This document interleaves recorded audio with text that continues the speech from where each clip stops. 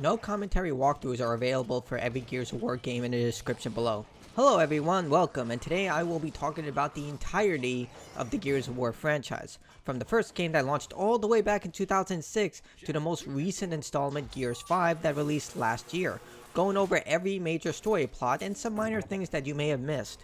Gears of War opens up with little context and shoves you into the gates of hell right away. Protagonist Marcus Fenix is sitting in prison while Locust wretches attempt to break into his cell. A soldier named Santiago opens the cell, and Marcus is told that the prisoners have been given a complete pardon, but when you exit, all that remains are dried blood and dead bodies before coming face to face with the enemy, the Locust. Gears of War provides little context about these creatures, and you only told that they want you dead. The Locusts look like humans, but they're not. They speak in brooding voices, have pale skin, no visible hair anywhere, and sharp teeth. Most importantly, they're armed and organized. When leaving, we see a new Locust, a variant that resembles a giant spider and scorpion, but sporting heavy armor. This is where it starts to dawn to the player, this war is not going well for the humans. So Gears of War does not take place on planet Earth, instead it takes place on an alternate planet called Sera. Humans may exist on this planet, but the world itself is not the same, which gave Epic Games a lot of leeway of how they wanted to craft this dark science fiction epic.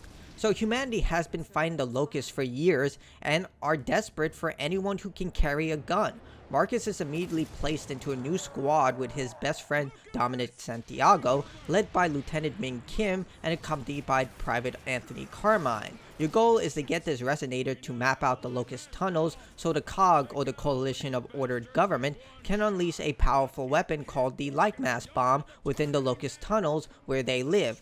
Like the prison, we're told little and provided with a goal. Colonel Hoffman serves as the acting commander who directs Ming and Delta Squad, while Anya Shroud, who shares a profound look with Marcus, confirming their low-key relationship, serves as intelligence and their link to command.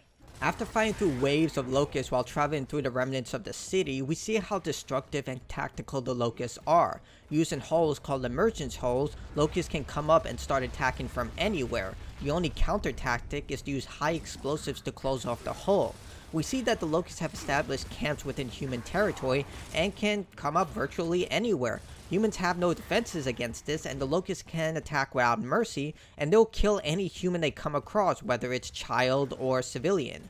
Gears of War did little to establish the major details of this world and war, instead providing the edifice of what is to come. This, combined with the mystery of the Locust and little pieces of information, created an incredible mystery for players to uncover, and it was just bloody fun gameplay. In fact, Gears of War has become the edifice for standard third-person combat for most games that try to follow in these footsteps. In fact, as an interesting detail, BioWare actually went to Epic Games in order to design the combat system for Mass Effect 2 because it was one of the major criticisms for the first Mass Effect. Delta Squad eventually locates Alpha Squad, who were responsible for transporting the resonator, however most of them are dead.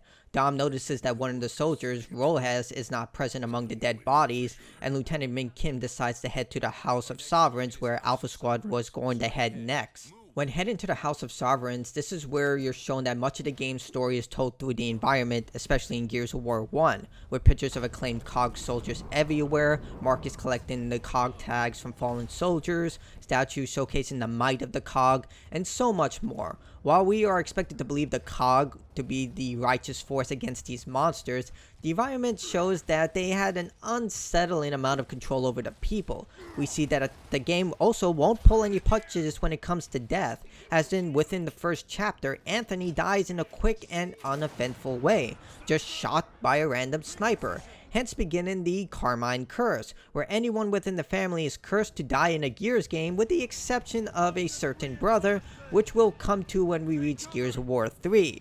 But also it shows how immediate death is, and it can happen to anyone in this adventure. Just because you're in the main character's squad doesn't mean you're safe. Delta does continue to track the remaining survivors to find the next main member of the core Gears of War family, Augustus Cole, better known as Coltrane, an acclaimed thrashball player who joined the COG. What is thrashball? Well, it's basically football. Cole is often a fan favorite within the game because of his charismatic attitude and general vigor. You probably noticed I didn't talk much about Marcus, Dom, or any of the other characters, as they didn't have much of a personality outside from Marcus being angry, Dom being kind of relaxing, Kim being the leader, and Anthony occasionally talking. Cole was refreshing because he was always so upbeat and charming, with his voice actor Lester Sprite doing an excellent job of conveying Cole's upbeat attitude towards the most darkest of situation. But he's also serious when he needs to be. He's not completely a joke. He's more like a tiny sliver of light during a very dark storm. Cole does address Ming Kim that much of Alpha has been killed, but some soldiers may remain, and they decide to go look for them while being under constant siege from Locust attack, with many different variants such as basic drones, screeching wretches, or smelly cedars. It's made very clear that the Locusts use organic forms of weapon. Each one is alive, and it makes them seem almost alien, which adds to the mystery as no one knows where the Locusts came from, and worse is that they are very strong. So strong that the Locusts sometimes require a literal space laser to kill. Called the Hammer of Dawn, you can call down this laser from space to kill certain powerful Locusts. By aiming, the thing is kind of problematic, especially in the original Gears of War. But it really shows how under-equipped the humans are in this fight, with holes that just can pop out of anywhere, and requiring a literal space laser to kill some of these creatures you're fighting. Eventually, Delta does make it to the remaining members of Alpha, killing a lot of Locusts and saving the Resonator. What follows is a brutal scene with the Locusts launch a huge counterattack led by the game's main villain, General RAAM. This behemoth of a Locust leads the attack, and despite the original doing an okay job of showcasing the Locust General as an unstoppable force, it's the Ultimate Edition that provides the best example of General RAAM's might, with RAAM literally grabbing the chainsaw from Ming's Lancer like it's nothing, knocking the LT down and killing him with ease. Until now, Ming, despite being shown to be a capable warrior, especially if you play Gears of War 3's DLC, RAAM's Shadow, where Ming's abilities are highlighted, but he's easily taken down by RAAM. I did wish this scene had more of Ming fighting RAAM, but overall, the Ultimate Edition did do this scene justice. With Ming dead, Alpha and Delta decide to retreat into the museum, but the Locusts are bearing down, and a new threat emerges. A brand new Locust called the Berserker. This blind female Locust can smash through concrete like it's tissue paper and kills anything, Locust or human. We get a visual reputation of the Berserker not only killing its own kind, but a cog soldier named Giles, who decides to run off and gives us a scarring look at the Berserker's strength. This intense fight has you luring the Berserker outside by forcing it to break through open stone gates, with each hallway being smaller than the previous one, while a timer ticks down, since the only thing that can damage through the Berserker's armor is the Hammer of Dawn, which will only be active for a small period of time since the satellite is about to leave the area. This fight was revised in the Ultimate Edition since the AI in the original game kept getting in the way. If the AI partner died, it was game over, which on Insane was taxing to say the least. Now the AI doesn't alert the Berserker, and while it does avoid it, makes it much easier to lure the creature outside.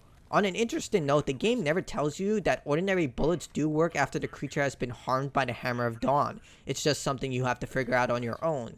With the Berserker dead, Marcus is promoted to Sergeant to replace Ming, and Barrett is annoyed, but there's a reason for this. It's so important that Microsoft greenlit an entire game about why Barrett can't be an officer, where it could have been summed up in a few sentences. But we will get to that later. Delta Squad, now consisting of Marcus Fenix, Dom, Barrett, and Cole, have to head out to the Hollow on foot due to the Locust activity making helicopter transport impossible, which makes sense since we just saw RAAM commanding a huge army in the city. I especially like how the scene played out in the Ultimate Edition, with Dom about to verbally assault Barrett after his snarky comment against Marcus' promotion, but Cole stopping him. Cole and Barrett are longtime friends, and Marcus and Dom have a similar relationship, but they're strangers to each other. The Coalition really did a great job on these scenes, and after replaying the Ultimate Edition and the original game, it definitely shines a lot more. It's also here that Marcus can issue commands such as attack and defend, but they serve more like suggestions than actual commands, so I tend to avoid them. Instead of just walking to the factory which they were commanded to go to, Dom instead decides to call in a favor with some stranded people who left the COG settlements after Emergence Day to live in small custom settlements, while also revealing he's looking for someone. Delta fights their way through waves of locusts, and a new enemy is introduced, a heavy creature called the Boomer, which uses a grenade launcher and only can say one thing. Eventually we learn that these hulking beasts can use multiple type of weapons, but in Gears of War 1 they're limited to the grenade launcher called the Boom Shot.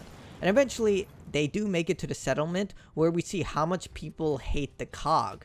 Despite being on the front lines of this war, this is the first time we see actual civilians, highlighting how much the COG is hated, but not saying why. Another mystery for another day. Interestingly, in the original game, you can see an NPC taking a child model that remains stationary throughout the process, but not in the Ultimate Edition. It kind of shows how far we've come in terms of game development. So it turns out Dom is working with the leader of the settlement, Franklin, to search for a woman and demands his junker car. Apparently he owes Dom a favor, but I couldn't find what this favor was in all my research, so if you know what it is, leave it in the comments below, and calls it in. But Marcus and Dom have to go get it, while Barrett and Cole stay behind as collateral. At first I found this scene strange because Cole and Barrett had to stay behind, but seeing that Marcus and Dom will need to use the settlement supplies to get through the Locust and the new enemy Krill, it makes sense. In exchange for their supplies leading to the junker, Barrett and Cole must offer their protection until the transaction is completed. So what are the Krill? Well, they're basically the infant bioraptors from Pitch Black. They only come out at night and are hurt by light. They will also eat anything within seconds. So, you know, great enemy. Dom and Marcus use the limited light sources available and shoot propane tanks to repel the Krill while facing against more locusts. This is one of the best chapters for cooperative play, as Dom and Marcus have several instances where they have to rely on each other heavily, such as the spotlight, where one player controls the light and the other half to fend off locust attacks. After retrieving the junker, this is where playing alone gets vexed. In single player, you can only control either the junker or the UV light, but not both. So when the Krill attack, you have to switch between the two, but often the light does not work as the hit detection with the UV light sucks, in both the original and Ultimate Edition. This mission is a nightmare on insane difficulty. Because of this, expect to get hit from everywhere and to get unfairly killed. Back at the settlement, the Locusts have started their attack, but thanks to Delta's help, the stranded are able to repel the attack, but unfortunately the camp is destroyed and they have to retreat to a COG settlement if they hope to survive. With everything settled, Delta takes the junker to the factory, but a new threat emerges, and a heavy hint for the future threat of this entire world. We face glowing locusts that explode, which are called lambent. This is one instance where the original beats out the Ultimate Edition. The darker contrasts as opposed to the modern lighting makes this entire sequence much more atmospheric in the original version of the game. Just look at this side-by-side comparison between the glowing wretches in the original game and the Ultimate Edition, and I'm certain a lot of you will say that the Ultimate Edition just doesn't do the scene justice in comparison to the original game. Marcus and Dom enter the facility while Cole and Bear look for another entrance. This was disappointing for a lot of fans because in the Ultimate Edition, the developers did not include the option to see how Barrett and Cole entered the factory through the sewers. Dom and Marcus find their own way into the factory using an elevator and find a stranded man who escorts them through the factory but wants to leave the factory as soon as possible due to their heavy locust activity. But they decide on an equal agreement. In exchange for getting them through the factory, they will basically escort him out of the premises. But, you know, things just don't turn out that well, because he meets an unexpected end and probably should have stayed in that room. After playing Guess Which Plank Won't Kill Me, Marcus and Dom meet up with Barrett and Cole and venture deeper into the factory, eventually reaching the lower mining facility. It's here that Marcus and Dom are ambushed by a Corpser, the hybrid spider locust creature that has been hunting them since the beginning of the game.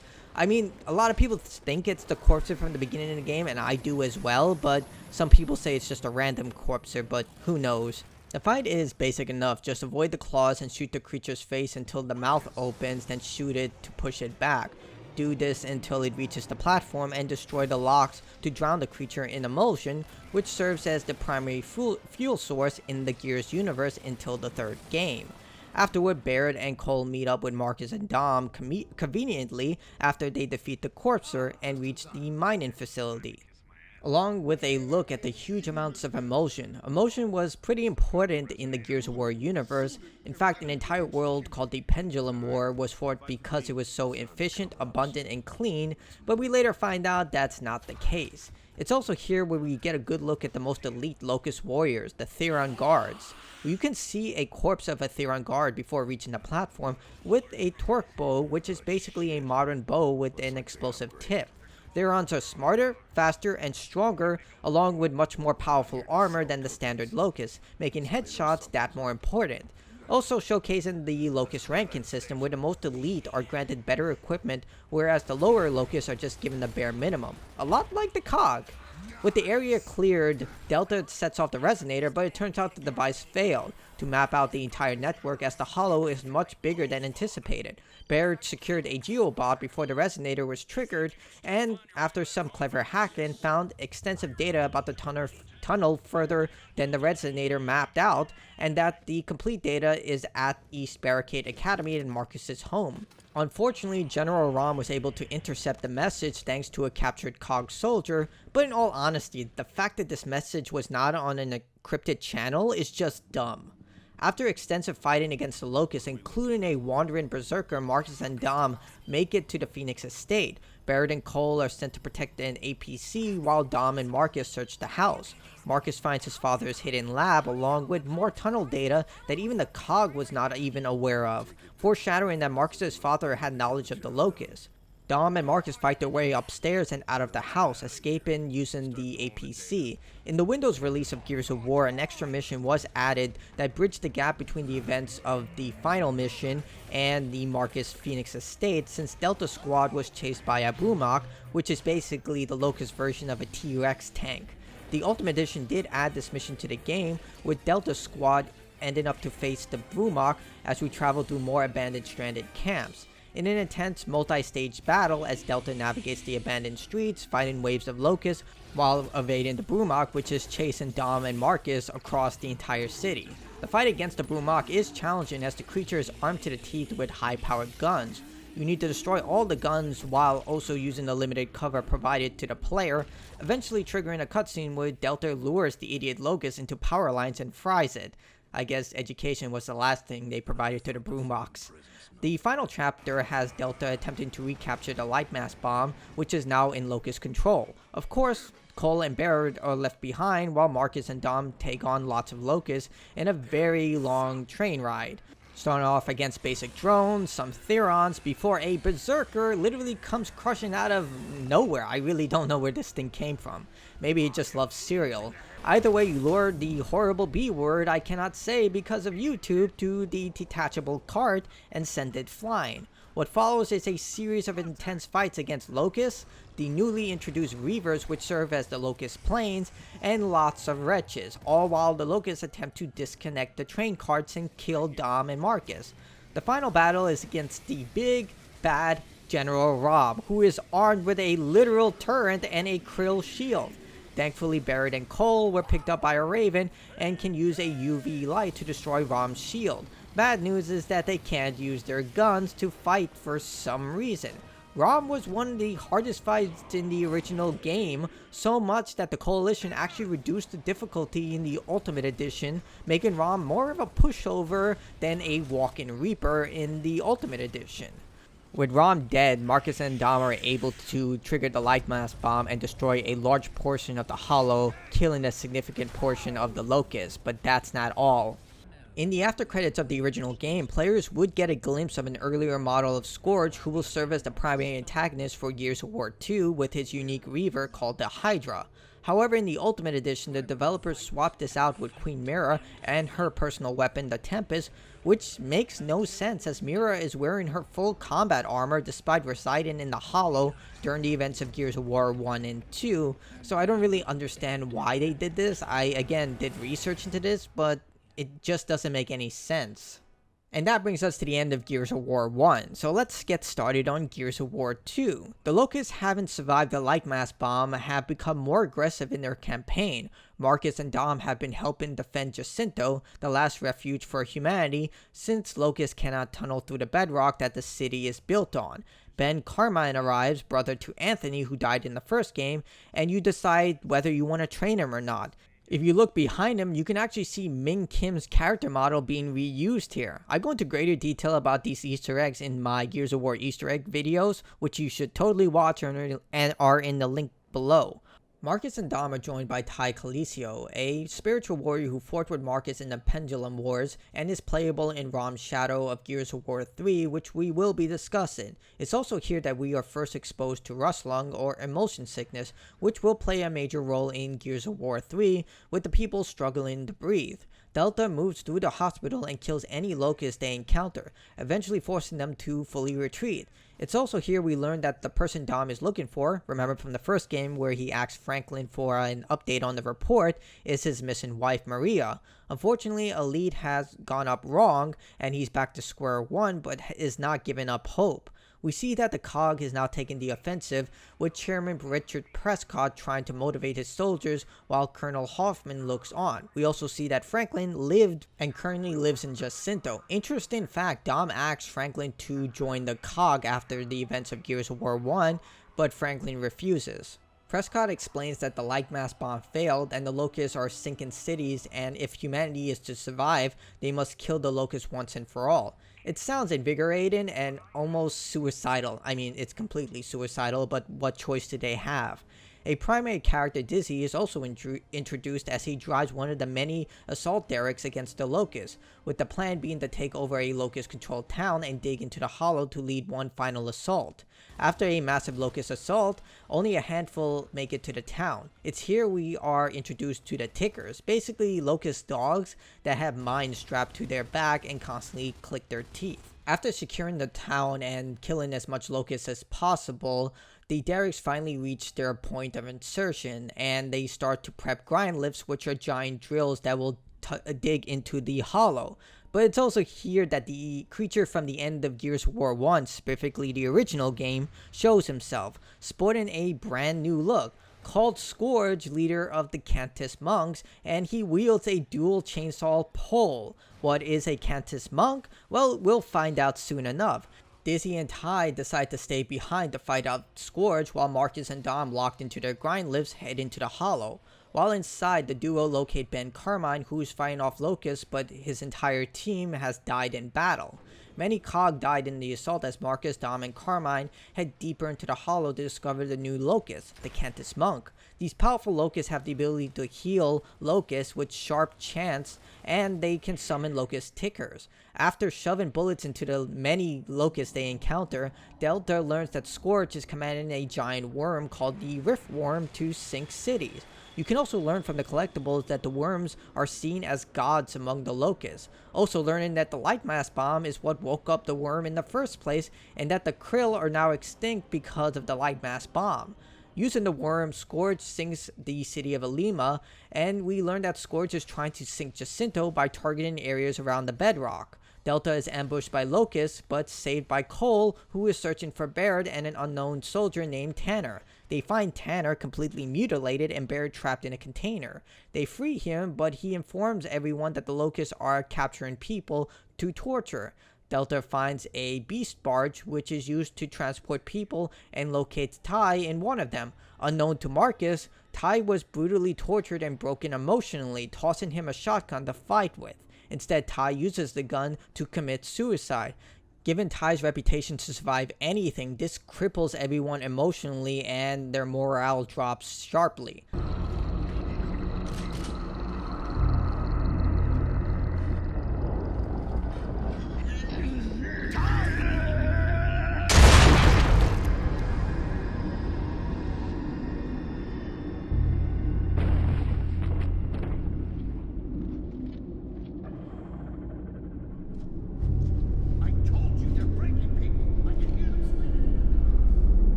Delta returns to the city to call for evac, but right when they are about to leave, the Riftworm appears and swallows them. For a brief period, Dom remembers his wife Maria before the war, and then reality comes crashing down. They're inside the worm, and Marcus decides this is the best opportunity to kill it. When locating Ben, they also see he's being shredded by parasites. In his final breath, he asks Marcus to tell his family that he loves them. What follows is perhaps one of the most bloody parts in video game history, but to me also one of the coolest things I experienced on the Xbox 360. If you have a weak stomach for blood, you're not going to like what happens next. After dodging building-sized teeth, acid, and toxic gas, Delta cuts through multiple arteries from 3 different hearts while the blood from the worm starts to flood into the area. There's no censorship here. Blood pours in by the gallons as you rush through the worm's insides. Yet after this, Delta not only does this, but they don't drown in the massive amount of blood that is spewing out through the worm. But they're able to cut their way out of the worm as gallons of blood just floods out.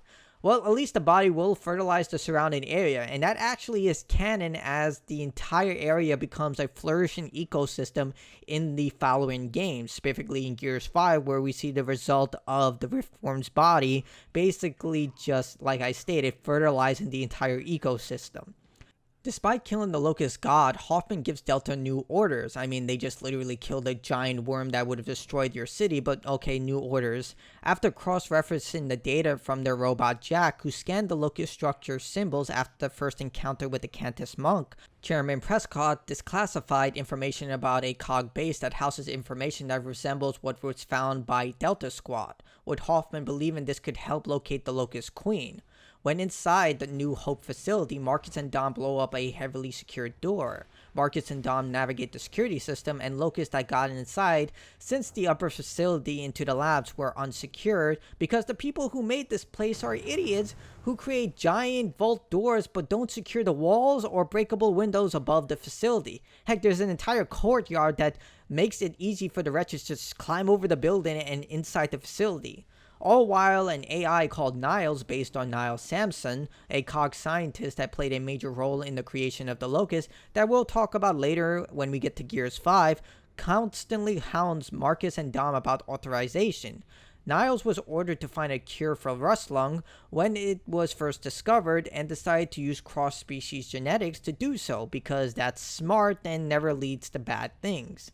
Niles decides to go further and wanted to advance humanity genetically, which is also smart, resulting in the hunchback sires that now live in the test tube throughout the facility. Niles' experiments were officially shut down when they were exposed, but unofficially some powerful political people found his experiments necessary and transferred him, his staff, and the test subjects to a remote facility inside Mount Kadar. Those that remained were under the watch of Niles' AI. After ripping and tearing throughout the facility, Marcus and Dom learn about Mount Kadar, and it's where the Locust primary home is located, but are under attack by hibernating sires, which are the things of nightmares, but a good chainsaw solves the problem. Marcus and Dom turn off Niles and escape the facility, but not before the Locusts attack them along with dealing with Razor Hail. What is Razor Hail? Well, it can cut you into tiny ribbons, and it drops in an alarming rate, so yeah, everything on Sera is trying to kill you. Using a Centaur tank, Delta leaves the facility and drives through hordes of locusts, icy lakes, and performs some sweet jumps, eventually reaching Mount Kadar, killing several corpses and Brumoks who are guarding the area. When inside, they find an old friend, Chap from Gears 1, who owned the gas station that housed the junker that Marcus and Dom retrieved from Franklin, and he's still alive with a new group. Delta escorts the stranded topside to be evacuated, but before he leaves, Dom asks about Maria. Chap remembers seeing her with another group but was taken by the Locust, but Chap provides Dom with instructions of where the camp is within the Nexus. Marcus and Dom head deeper into the hollow towards the central Locust chamber. They find an entire area surrounded by water, and after some unlucky events, even find a giant sea monster called the Leviathan, where they literally have to go inside the creature's mouth to kill it. I mean, that is just extreme. It's like something Guts from Berserker would do, but it works. Dom and Marcus make it to the Nexus, but Dom wants to take Chap's direction to locate Maria, but Marcus wants to deploy the beacon to call in reinforcements. The two get into an argument with Marcus telling Dom that he's being selfish as so many gears died to get them here, but Dom addresses how Marcus went AWOL to save his dad, hoping he would understand and why he had to do it. Marcus decides to go with Dom, realizing that he's right. When inside, Dom and Marcus fight through hordes of locusts, when also seeing dozens of captured containers along the way, most of them in strange places, showing that the locusts would just leave people in these containers to starve. Dom locates Maria's location and eventually finds her in a container. In a heartbreaking moment, Dom sees Maria the way she used to be, but Marcus brings him back into reality and he sees what she's become. The locusts tortured and lobotomized Maria, turning her into a mindless slave for labor purposes. Dom, now completely broken, tries to apologize for not finding her and asks Marcus what to do, but in his heart he knows what he has to do. She's gone and Dom euthanizes her. I tried to find you. God, I did.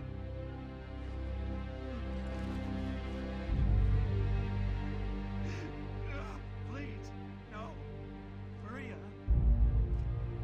God damn it, it's me, Dominic. It's Dominic. Marcus, I don't know what to do. I don't know what to do. It's okay.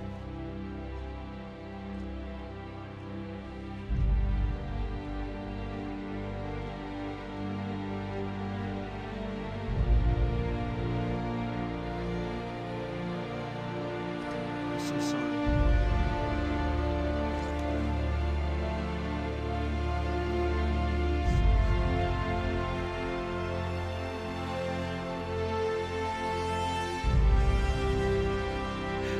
love you.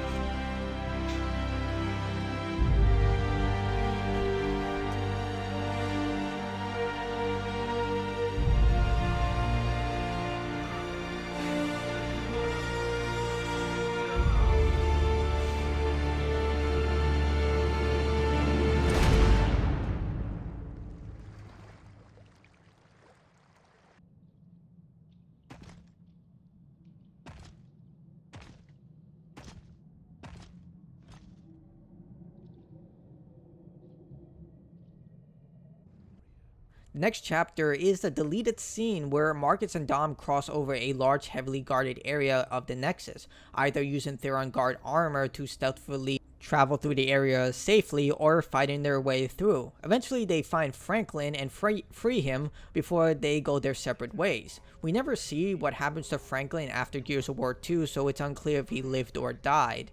Using Jack's beacon, Marcus and Dom call down COG soldiers to begin the assault on the Nexus. Marcus meets up with Cole and Baird, and the four lead the charge against the Queen. However, the Locusts are dealing with more than just humans, with a civil war against the infected Lambent caused by emotion exposure attacking the normal Locusts, with the first sign of the emotion having unknown properties shown. Are you seeing this shit? When inside the palace, Jack hacks into the system and Cole provides an informative message to the Queen and her servants via the intercom. That shit! Your bum ass bitches are going down! Like way down! Dead down! So down you ain't gonna even know which way is up! Your ass is gonna be quiet till your skink ass queen! Oh mommy, you let the bad man hurt us! Fuck you! We gonna whoop your mama's ass! Whoa!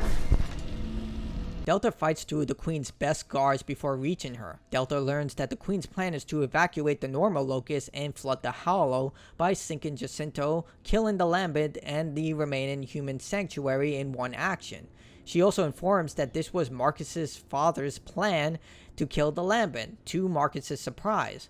She also asks if Marcus is Adam's son before ordering Scorch to kill Delta. Marcus and Dom fight Scorch while Bear and Cole chase the Queen. The fight is pretty anticlimactic, as you just kill tickers and avoid Scorch's attack while you perform QTEs. Compared to RAAM, it's nothing, with Scorch calling his Hydra at the final moment once Marcus and Dom destroy his lance. Cole and Baird inform Marcus and Dom the Queen escaped, but they have to head back to Jacinto to repel the Locust army and sink it before the Queen can evacuate the Locust. Using a pair of Reavers, Delta takes off and aids some gears while leaving the Nexus. But Scorch isn't having any of it and gives chase. This boss fight is much better than the other fight with Scorch, with the player dodging Scorch's missiles, shooting its tentacles of his Hydra, and attempting to not get eaten. The first part of the fight is through this long dark tunnel as you rush through the surface, and the second is this extensive chase with more light that you can see where Scorch is coming from. With the Hydra killed, Scorch is flinged from the creature's back going over 100 miles per hour, so he's not getting up. Once at Jacinto, the Reavers decide to leave Delta. I mean, they don't even attack them. I guess they decided it's not even worth it, and they join in the assault for Jacinto, with Hoffman deciding to aid Delta as well. After repelling the attack by killing the Reavers and many Locusts, the Cedars and Nemesis make it impossible for them to get an opening to get the bomb into position to sink Jacinto. Barrett and Cole decide to aid in getting rid of the Cedars, while Marcus and Dom try to figure out a way to create the hole. Heading into the hollow, they have a stroke of luck. After surviving a building collapse, they hijack a Brumok and use it to get deeper into the hollow. It's here we see that despite the Riftworm being dead, the Locusts have been slowly carving our bedrock to sink Jacinto. Marcus and Dom create an opening, but the Raven carrying the bomb is shot down. But the Brumok, which they use, goes lambent in a very painful way. I mean, just look at this.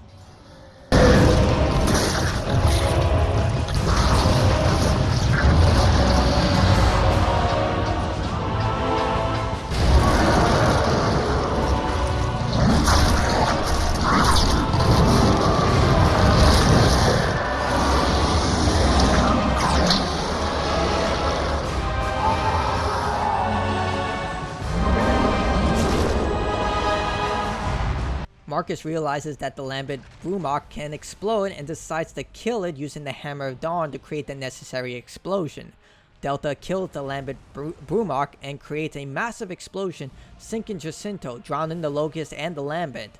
In the aftermath, we see Anya, Prescott, Hoffman, and Cole all made it out, but things are far from over. In the post-launch credits, a message from Adam Phoenix alive and asking what they did, which we will discover in Gears of War 3 may have doomed all of Sera. Before we get into Gears of War 3, we need some context between Gears of War 2 and Gears of War 3.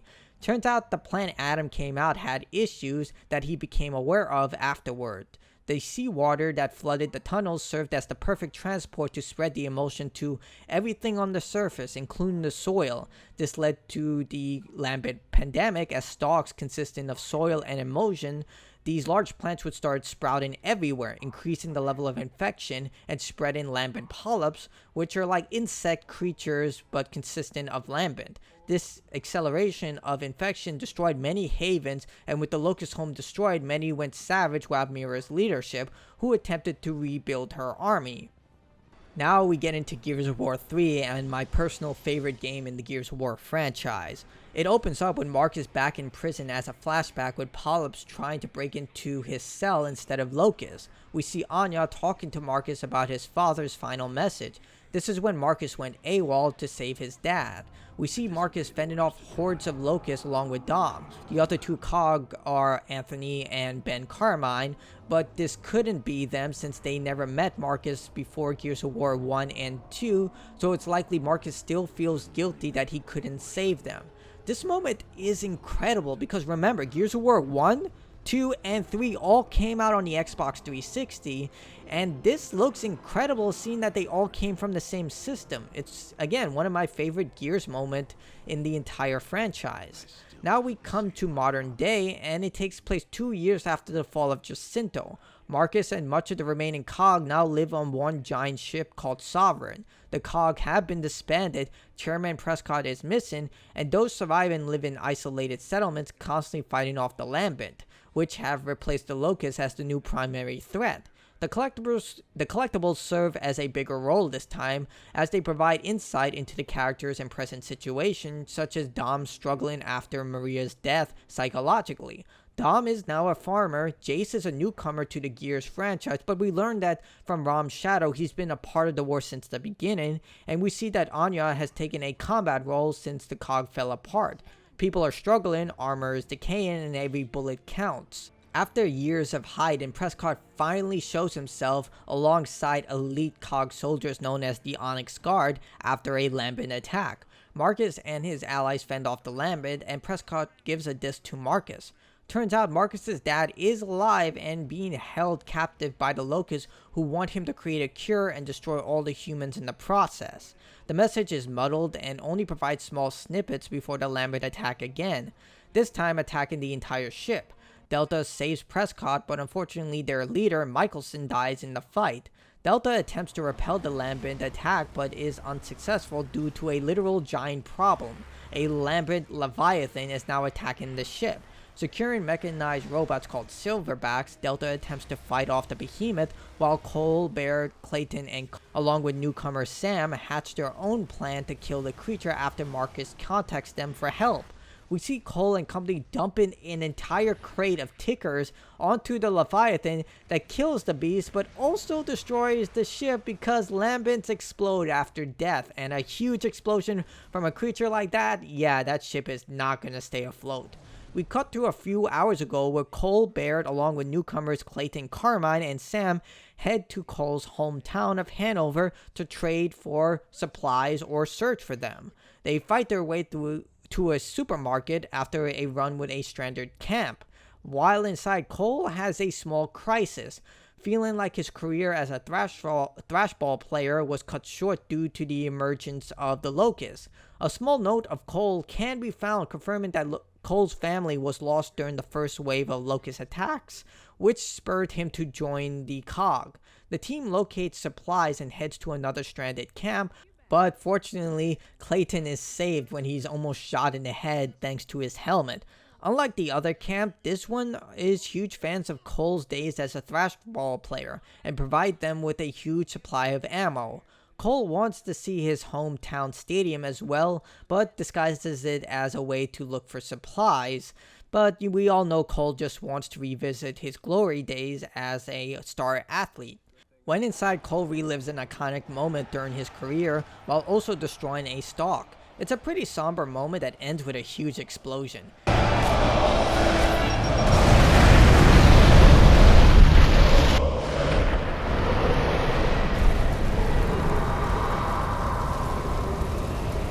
Afterward, the camp is trying to evacuate when Marcus calls them about the attack from the Lambent Leviathan. The camp leader has some choice words for Cole, but the team needs to get back to the ship.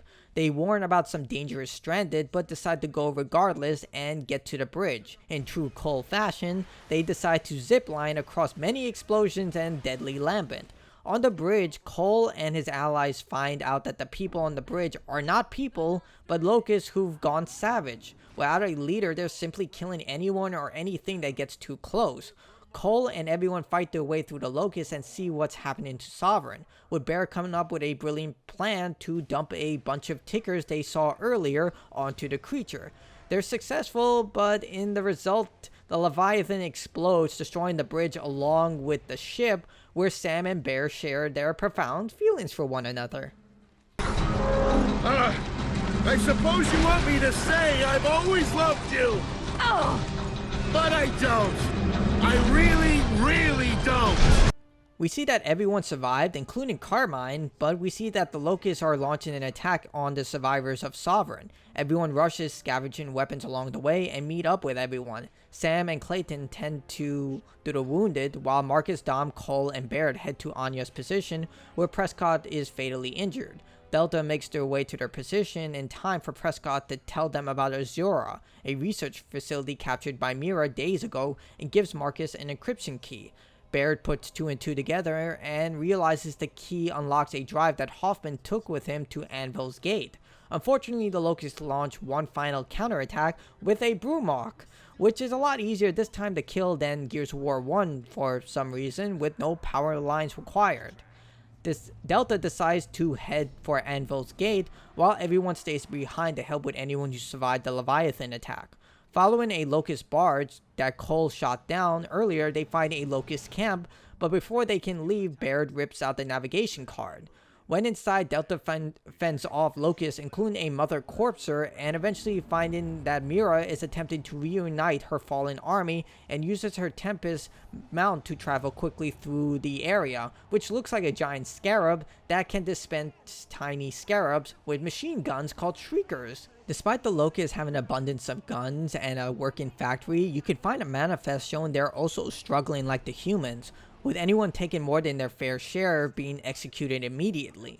Delta secures a barge and heads to Anvil Gate, and thanks to Baird's forward thinking, has a GPS ready for navigation purposes after he reprogrammed it somehow during their entire hectic trip, so they can head to Anvil Gate easily. However, when heading back, they run into Dizzy, who needs help. Dizzy has been searching for supplies for Anvil Gate when he was ambushed by Locust, and thanks to Delta, is able to fend off the attack. Everyone heads to Anvil Gate, but sees the Locusts are mounting an attack, and things get worse when Mira decides to attack. Thanks to incredibly strong plot armor, Delta survives a horribly fiery crash, and Mira takes off despite having every opportunity to kill everyone with her turbo bug. Hoffman finds Delta easily, and Marcus gets the Colonel up to speed with everything that's happening, but the Locust attack, requiring all hands on deck. This scene is actually pretty interesting because you can stop the attack after the first gate is broken, but it requires multiple players as your AI helpers aren't the best at dealing damage. If you're unsuccessful, they'll issue a final attack and dump a bunch of fuel that just burns all the Locusts to a crisp. After the massive fight, Anya and Jay show up, and the players set off a rescue charge in order to save them. This time, not only do the players have to deal with the Locust, but also the Lambent, with the final Stark bringing an exciting and devastating challenge, a Lambent Berserker. What's worse is that this Berserker can see and can take multiple Hammer of Dawn strikes without any major damage. The fight that follows is one of the most intense fights in the Gears of War franchise, as you try to shoot the Berserker in its exposed chest when it overheats. It's not easy, and the Berserker can start to leak emulsion during the last third of the fight, leaving a trail of damage and emulsion. But you're the protagonist, so what a giant space laser couldn't do, you can accomplish with basic weapons. After the fight, Baird breaks the encryption and learns of Azura, a secret cog facility surrounded by an artificial hurricane. The team decides to hatch a plan, needing a submarine to go under the storm and fuel to fuel the submarine. The first being fuel. Dom recommends going back to his home of Mercy since it was a pumping station for emulsion, and Hoffman states that the best chance to obtain a sub is from Endeavor. Dizzy also decides to come along since he's the only one who can pilot a sub. Cole and Baird are ordered to find reinforcements for the assault, which we will feature in the DLC campaign Aftermath for Gears of War Judgment that we'll get into later. Marcus, Dizzy, Dom, Jace, Anya, and Sam cross the emulsion fields, which are full of Lambent stalks and Locusts with very little cover. So the plan is to use powerful machine guns such as Vulcans to tear through anything while speeding across a field full of emulsion. Thank God for plot armor, because this is insane. The group make it to Mercy and find the town abandoned despite having remnants of a camp. There's a lot of hints of what's to come, with buildings sealed off, markers painted on the doors, glowing handprints, and explosives placed on the emulsion pipes.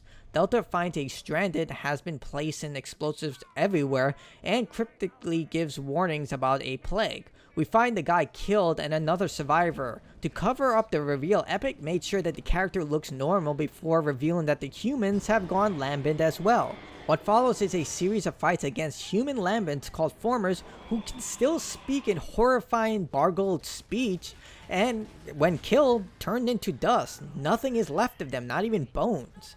A couple of survivors help Delta and reveal that Rustlung is the first stage before Lambency fully takes control. Unfortunately, they die, and Delta fights their way through more before reaching the cemetery. It's here that Dom visits Maria's grave, regretting that he couldn't bring her back to bury her, but instead trying to find peace that she's with their kids, and how he has to help Marcus save the world. It's a touching moment that pairs well, especially for longtime fans who saw Dom grow and lose so much.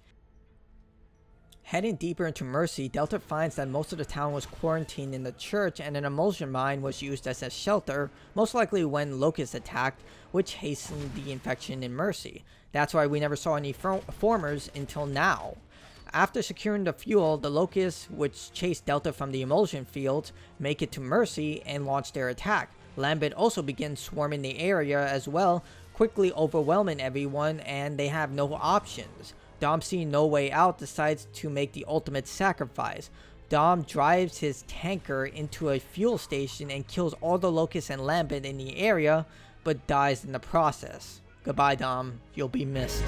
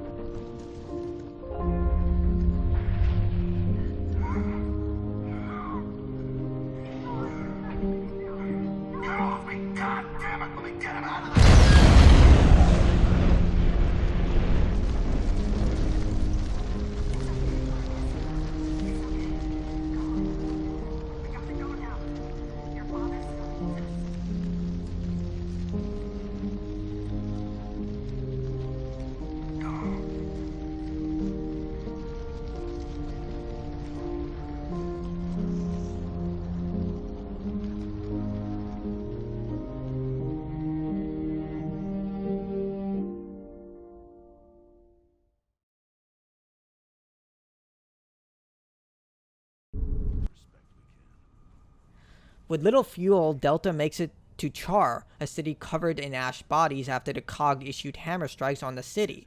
Their bodies were left in the position when they died. When exploring the town, Marcus and his team are hounded by a figure who triggers multiple traps. They eventually get to the home base of the Stranded and are attacked by Lambent. Afterwards, it's revealed that the area is ruled by a former emulsion distributor named Griffin. They need the fuel, and Griffin needs a favor. In exchange for obtaining a supply of his fuel that was never sent, he'll give them a portion. To incentivize them, Dizzy is captured and held hostage, which Marcus is having none of. Anya becomes the voice of reason and say they'll leave. If you play this chapter alone, the AI will crowd around Marcus in the elevator as to hold him back from killing Griffin, which is a nice detail. If you collect the collectible called Journal in this area, you'll learn that Griffin is actually a horrible person despite him kind of stating that he cares about his people. We learn that the people in his community are so sick of him killing themselves for this guy that they consider joining the COG and fighting the Locust as a more appealing option. My god, when going into a war where you're most likely going to die sounds more appealing than being with this guy, you know you've screwed up. Delta travels to the facility and finds out that Griffin's people didn't die, but instead they went lambent, proving that the emulsion does convert humans but requires long exposure since they've all been exposed to the substance, but these guys actually refined the stuff. They're successful in getting the fuel, but Mirror launches an attack on Griffin's tower. Delta hurries back to find Griffin's people dead, but thanks to Dizzy, Griffin survived, who isn't grateful at all and just blames the COG for everything. Marcus rightfully blows up on Griffin, but doesn't kill him, showing restraint, and we get a cutscene showing Mira watching everything. She orders a new type of armored Cantus to kill Marcus to save the Locust. It's in the shipyard that we encounter the Locust-trained centipedes, which are giant armored centipedes. Another collectible can be found about a gifted scientist being kidnapped, named Gabriel Onar. She was taken by the COG to continue her research in Azura. However, the newspaper article doesn't state that, but we later find out this is true when we get to Azura finally. Marcus and company find a sub, but it requires fuel and a new rotor. They find both guarded by a lot of locusts and start transporting the vehicle only to encounter those armored Cantus. Like the Berserker, they're completely immune to traditional bullets, but need to be shot in the mouth when chanting, can be hurt with explosives, or burned to death because heavy armor and hot fire do not mix. Anya informs Barrett and Cole they're heading to Azura, but keeps Dom's death a secret for now. The next mission mixes up a lot of things. Having Delta travel through the waters of Sera, we see the remnants of the fallen cities and even more feral locusts who decide to attack the sub. Adding to the calamity is leftover COG mines and the COG Azura defense system that marks them as enemies. So just a relaxing ride through oceanic waters while dozens of things try to kill you. I mean, this is just normal for Delta Squad. Delta makes it to Azura to find the entire facility has been taken over by locusts. Adam Fenix contacts Delta through the cameras. Adam reveals that he's being kept in this hotel room, but needs to initiate the countermeasure to destroy the lambent parasite, revealing that the emulsion is a parasitic organism that is reaching its mature state. Once it does, it'll destroy everything on the planet by turning it lambent. Adam hoped to save the locusts along with the humans, but there's simply not enough time. Marcus needs to shut down the weather machine so reinforcements can storm Azura, with Adam providing direction. If you guessed that Delta would have to face heavy locust resistance to accomplish this, you are absolutely right. With fights in the hurricane, across speeding trains, and an exploding reactor. Strange that you find a copy of Barrett's assault plan before they even reach the island, but he does give a lot of good points in his short summary. The most significant being humanity's selfish nature. How if all of humanity worked together like the Locusts did, they would have easily won this war, but spent more time killing each other and dedicating resources to protect specific people. Hence the stranded camps, the COG being selfish, and Prescott in general. I mean, look at Azura. It's literally just an entire billion-dollar fallout shelter for the most elite COG warriors and scientists. With the machine destroyed, Cole and Barrett can bring their allies into Azura to fight against the Locust while Delta saves Adam. Cole and Barrett look ecstatic about everything they've provided and the fact Delta succeeded in finding Azura until they find out about Dom's death. Even Barrett decides to comfort Sam knowing she had feelings for him. Marcus, Cole, Barrett, and Anya lead the charge along with their newly remodeled Jack, who now has a taser. Jack was great before, but now he's just even better. Heading deeper into Azura, we find out that the Locust killed all the non-essential scientists, leaving only Adam alive. We also see how the COG constructed a billion-dollar fallout shelter to wait out the war, while everyone outside was left to die. After killing all the siege beasts in the area preventing aerial support, Anya reveals to Cole and Barrett that everyone is infected with lambency, and the only thing that can save them is Adam's bomb, which Barrett has concerns of. Once reaching Adam's hotel, Adam reveals as long as the emulsion didn't colonize your cells to the point of showing rush lung symptoms, you'll be fine. After reaching Adam's room, even finding a rich, pretentious asshole who kept piles of money ready when the war was over, but you also find people who were overwhelmed with guilt for being chosen while others outside died in the Locust War, including a bust of the scientist from the article back in the shipyard that was kidnapped by the COG who died on Azura, with a ceremony honoring this person's death with teas and pastries while people starved outside. So remember that article I told you to remember? Well, yeah, this is what happened to all the rich elite people. Pastries and teas. Heading upstairs, Mira attacks. She also reveals new information, stating that she came to Adam for help against the Lambent and gave him 20 years to solve the problem. One of his plans was to flood the Hollow, which is what happened in Gears of War 2, resulting in the Lambent acceleration and its infection throughout Sera. Once inside Adam's lab, we find out that Adam not only tried to save humanity, but the Locusts as well, since they were also the victims of lambency. Mira couldn't keep her people underground due to the infection, forcing the Locusts to its service. Worse is that Adam knew E-Day was coming, but he didn't warn anyone, assuming he could solve everything before that happened. His hubris at work. We also get an interesting collectible confirming that the emulsion is actually a fungus, a lot like how The Last of Us 2's cordyceps worked, with the fumes spreading spores but taking years before symptoms appear, but constant exposure hastens the process. Eventually people and Locust turn in lambent. Finding their way to Adam's machine, that would wipe out all emotion, but due to the Locust being highly infected, it would also kill them all. Mira tries to shut down the machine, but thanks to Delta Squad, they fend off her Tempest and the remaining Locust. Adam's machine is successful, but Adam reveals that he infected himself to test the machine's effects, with each pulse ripping his cells apart. Adam shares one final moment with his son before turning into dust. Mira rises from the Tempest and starts insulting Adam and Marcus, who stabs her with Dom's knife. In the aftermath, we see both Locust and Lambert dying across Sera. Marcus laments on how everyone who died to make this happen and his guilt that just overwhelms him. Anya reassures Marcus that humanity has a future thanks to their sacrifice. Even Carmine survives thanks to the fans who voted for him to live in the community event. Carmine, if voted to die, would have been killed in the aftermath while taking a bath. I'm not kidding, that's really what happened.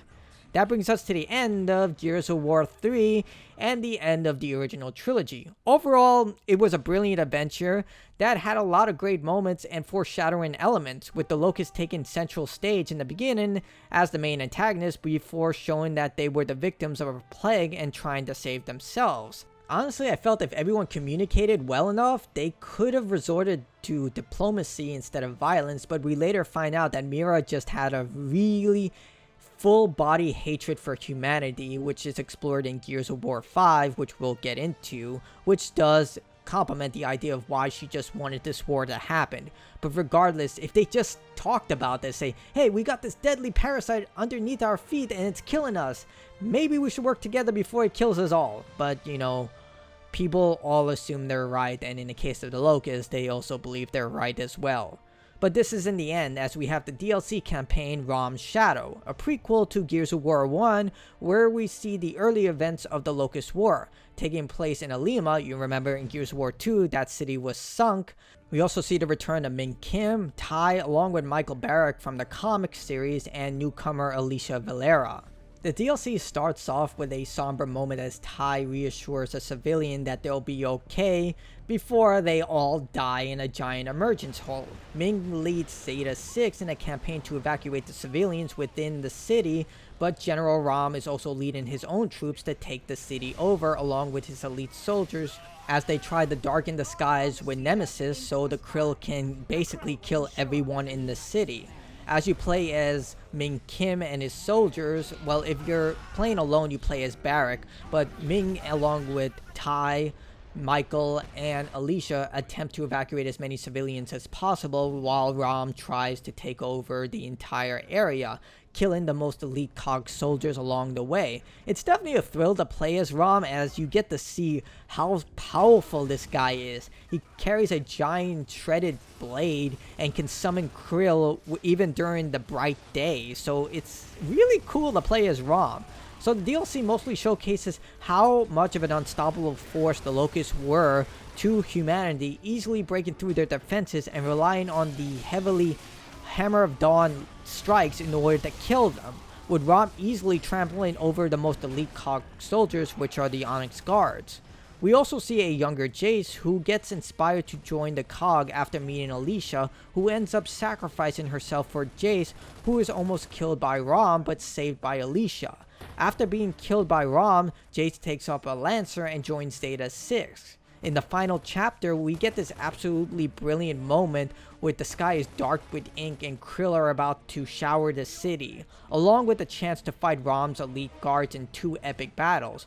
One against elite Marauders with bullet reflecting shields, and a super elite Theron guard who can command Krill as well. I love this fight because at the end, Barrack says one of my favorite lines in the Gears of War franchise. He's back! You got a big mouth, Azura! I'm gonna put my gun down! With RAAM's personal soldiers dead, the Locust General stages one final attack on the orphanage where all the civilians are housed, but fails, with Ming attempted to finish off RAAM as an attempt to avenge Alicia, but can't get through his Krill shield. Barrack forces Ming to retreat. It's a short and simple DLC that doesn't add much, but playing as RAAM was definitely a thrill. We also get to see why RAAM and Ming have such a rivalry, or why they hate each other. Because RAAM couldn't finish off Ming, and Ming couldn't avenge Alicia. So we get to see how much of a soldier and badass Ming actually is, which makes the original scene from Gears of War 1 that more profound. Now we come to the black sheep of the Gears of War franchise. Gears of War Judgment, a game that adds nothing to the franchise and should have been a DLC expansion for Gears of War 3 instead of a full retail release full of microtransactions. I know a lot of people give Dead Space 3 a lot of correct malice because of the array of microtransactions in that game, but just take a look at Gears of War Judgment and you will see a huge comparison between the two in terms of just monetizing the hell out of this game.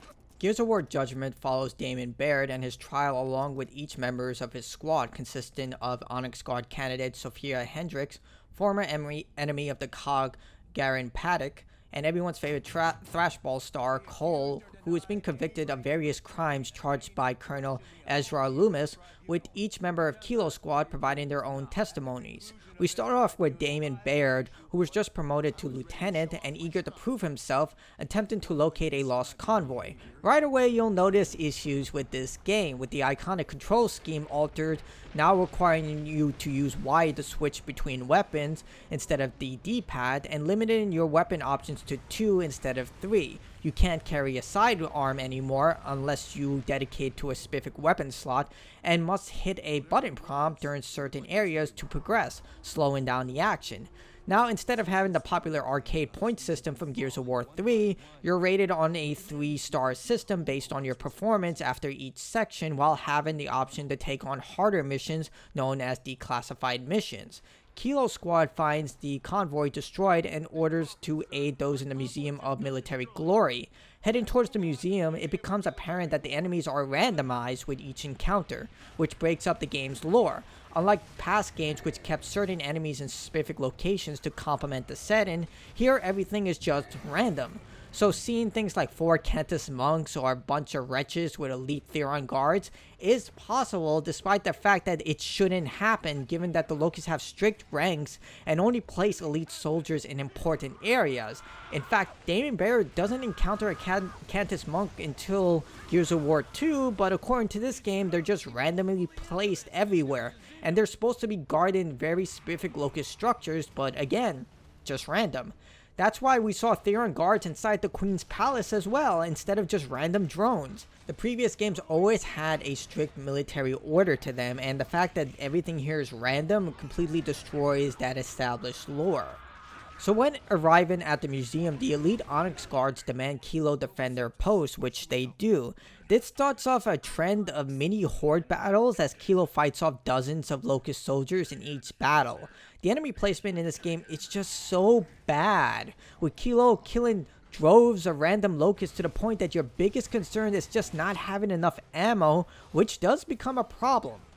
Kilo clears off each section of the museum, even encountering a Serapede colony in the basement, which again shouldn't have happened. When reaching the Onyx post, they find that all the guards have been killed by an elite Locust called Khan. Unlike RAAM, who's shown to be a deadly threat, Khan appears in the background and we're just given stories about his reign of terror. I mean, he steps on a Onyx guard, but that's it. But we later find out he's just a giant pushover gameplay-wise, but we'll get to that later. Paddock explains to Colonel Loomis how much of a threat Khan is, with Sophia recommending they use the Lightmass missile to kill the Locust leader. They decide to go against command to launch the missile, knowing a Professor Elliot, who invented the missile, would know the location. However, they need to get a targeting beacon, launch codes, and manually trigger the missile. After being cut off from command due to Locust interference, they decide to go anyway. Next up is Sophia's testimony, an Onyx Guard candidate who stated she was opposed to the idea, despite the fact she was the one who recommended using the missile. I mean, providing how to trigger the missile, then saying that you were against it? Talk about selling out your comrades. Kilo then travels to Hollow Bay Military Academy to find everyone inside dead. We also encounter a new type of Locust called a Rager, which is just a mini Berserker. If not killed with a headshot or a chainsaw, just goes berserk and becomes immune to bullets except when shot in the head.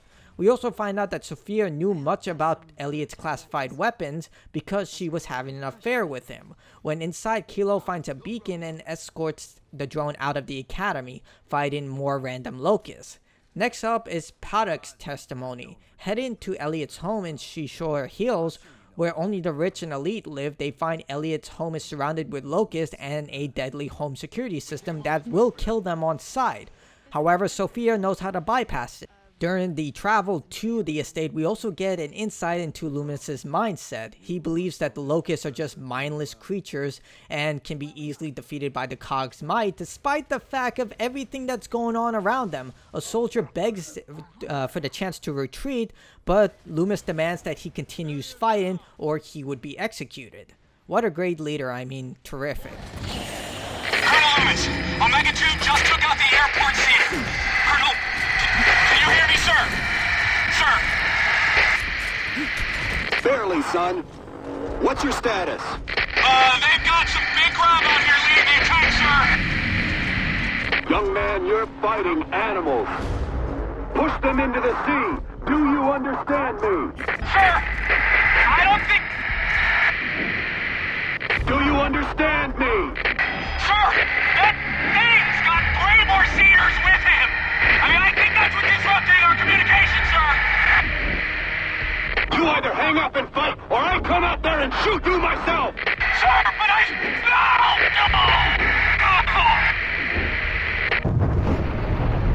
Sophia brings Kilo to a service tunnel she would use to avoid Elliot's wife and see him. Wow, that's just dedication to the whole affair. When inside, we see that Elliot has committed suicide after receiving a voicemail from his wife and kids who died because he told them to head to a Cog shelter that got overrun by locusts. Sophia coldly reacts to his death, knowing that she moved on because he had a family. I mean, she did sell out her squad in her testimony, so I kinda expected this type of cold behavior. So that's that. Hello, Dr. Elliot. I'm sorry, Cadet. Cadet. From Elliot. He was my teacher, Lieutenant. Whatever else happened, happened. So, what did happen? He was married, with kids. I moved on.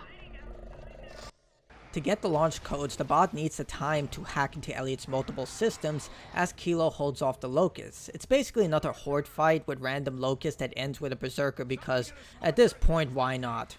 With the codes and the beacon secured, the last thing is to locate the missile. In the present, we see that the locusts are making their way into the building, but despite this, Loomis decides to continue with the trial. I know they tried to make him seem like an unstable person, which he is, but the fact that the Onyx Guard, who are supposed to be the most elite soldiers within the Cog, don't call him out into this or even inform higher superiors like the chairman of the Cog about this. I mean, this guy's insane. He's getting them killed. Tell someone. I mean, this is something that should be informed to higher superiors, but they're following this guy like he's just the most prestigious person in the world. Heck, Colonel Hoffman from the original Gears of War trilogy didn't even have this much power. Anyway, Cole begins his testimony after nearly dying, informing everyone that a general within the Cog army gave him a private, unsanctioned tour of a highly secretive area that houses an experimental weapon because he was a fan of Cole during his thrashball days. I mean, seriously. No one in this secret facility thought it was strange that a private within the Cog army was being toured around by a general. Okay. Anyway, Kilo fights their way through the random Locust Horde, which, judging by their numbers, should have found the missile by now. Kilo eventually locates the missile and contacts Loomis about what they are doing for some reason. He then informs them that they should not use the missile or they will be convicted, which is what's happening right now in present day. Paddock tries one last time to try and convince Loomis that Khan is dangerous and needs to be destroyed immediately, but then he orders Baird to arrest Paddock, then informs Sophia to arrest Baird if he disobeys. This guy's a colonel, remember? I mean, who wouldn't do that to their own squad while being surrounded by the enemy? It's brilliant. Kilo disobeys orders and primes the missile, sealing the doors behind them as to answer a distress signal from a fellow COG soldier, with the chapter ending with another Horde battle. Seriously, talk about recycling the same thing over and over. We return to modern day where the Onyx guards are being overwhelmed by the Locust, and they still decide to follow this idiot. Look, I understand the COG trained their soldiers to follow orders blindly by superiors, but any superior above Loomis would look at this and say, "You're being stripped of your rank. You literally got dozens of our most elite soldiers killed for a trial. No, you're gone. Get him out of here." But they just keep following this guy. Bear takes the stand again, and we see Kilo heading back to Halvo to target Khan. After fighting more random assortments of Locusts, I mean, you even fight a tiny corpse that should not be in this area, but you do for some reason. Kilo finds the remaining humans attempted to stand on the roofs, assuming that if they remained in high ground, the Locusts would not get to them and they could get help. But unfortunately, the Locusts followed them to the roofs, as they would, and killed them all. Shockingly, you will also find Queen Mira's Tempest Shriekers on the roof for some reason. Like, seriously, didn't anyone play this game and say, hey, these Shriekers should not be in the game because they're not introduced until Gears of War 3 with Mira dispensing them through her Tempest? This is like if Bungie included the Flood in Halo Reach's campaign.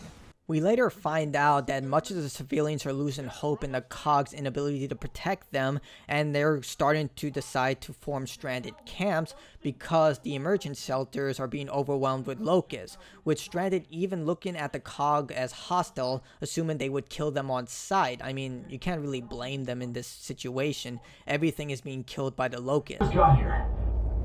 Okay, where are we meeting? I just got here. I'm going to the evac area, like the announcements say. Oh boy, you're new, aren't you? What do you mean? You know what? Forget it.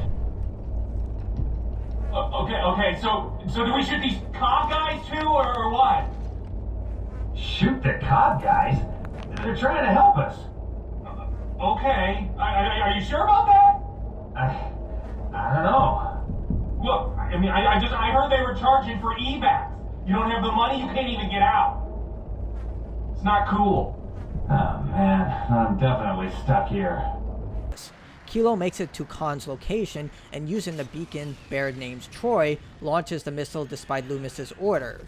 After the missile, Khan's soldiers storm Baird's location because somehow they know where the signal was being transmitted somehow, despite having no way of tracking the signal since it was being placed by Troy right beside Khan. But either way, at this point, I just accept things as they are in this game. The battle that follows is an intense fight as Khan's soldiers throw everything they have at Kilo's squad. This time, this does make sense as Khan was a general and had a large variety of Locusts guarding him, so this random assortment of Locusts attacking Kilo does make sense, and with this level of ferocity, again, their leader was supposedly killed, so they're going to attack without mercy. Loomis appears after the fight and takes everyone into custody. We return to the modern day and see that Barrett understands why Loomis is livid. The missile was meant to save millions, but only saved hundreds, essentially wasting an elite weapon on just one Locust. Loomis is about to execute Baird, but the Locusts break in and start killing everyone. Oh no, if only someone warned them about the deadly mutants outside the door. Paddock saves Loomis's life after being taken hostage, and the guy runs like a coward. I mean, he literally forced his soldiers to go out and die, but when faced with the same challenge, just gets up and leaves, leaving his men to die, literally. I'm going to say this again, this guy is a colonel for some reason. Kilo fights their way out of the courthouse and finds the city completely overtaken. They meet up with Loomis, and instead of just shooting the guy, decide to work with him despite the fact he got all his men killed and almost killed them. Worse is that Khan is still alive and he joins the fight against the Locust General. I mean, this guy has been shown to be a backstabber, a coward, and a lunatic, but yeah, let's fight side by side with him.